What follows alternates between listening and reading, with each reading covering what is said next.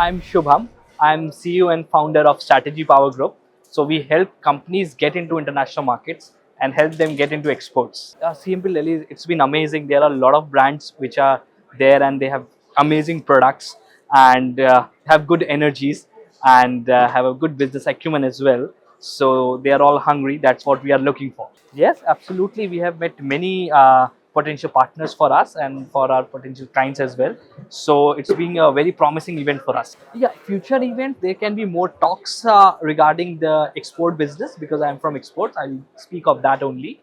And more brands like international brands. We have one from Vietnam and other Asia Pacific brands as well. So it will be a great add-on to the event. Yes, the manufacturers who have innovative products some cosmeceuticals are there, some supplements which are not run-of-the-mill products, right?